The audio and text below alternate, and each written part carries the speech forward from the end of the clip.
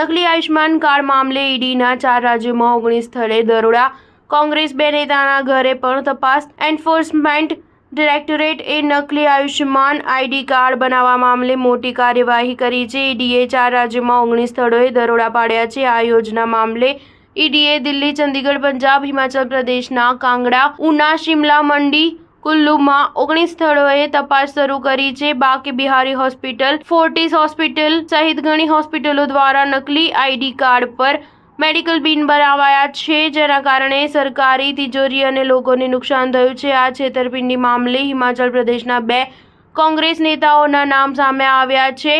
નગરોટાના કોંગ્રેસ ધારાસભ્ય તેમજ હિમાચલ પ્રદેશ પ્રવાસન વિકાસ નિગમના અધ્યક્ષ અને હિમાચલ વિકાસ બોર્ડ ઉપાધ્યક્ષ RS બાલીનું પણ નામ સામે આવ્યું છે। આ ઉપરાંત છેતરપિંડીમાં કોંગ્રેસ નેતા ડોક્ટર રાજેશ શર્મા સામે પણ કાર્યવાહી કરાઈ છે। ઈડીએ આ બંને નેતાઓના નિવાસસ્થાનને દરોડો પાડી તપાસ કરી રહી છે। ઈડીએ કોંગ્રેસ ધારાસભ્ય RS બાલીના નિવાસસ્થાન અને ખાનગી હોસ્પિટલમાં દરોડા પાડ્યા છે। કોંગ્રેસ નેતા ડોક્ટર રાજેશ શર્માને તાજેતરમાં જ દેહરાથી ટિકિટ આપવામાં આવી હતી। ઈડીએ આજે કાંગડા શહેરની 3 ખાનગી હોસ્પિટલમાં દરોડા પાડ્યા છે।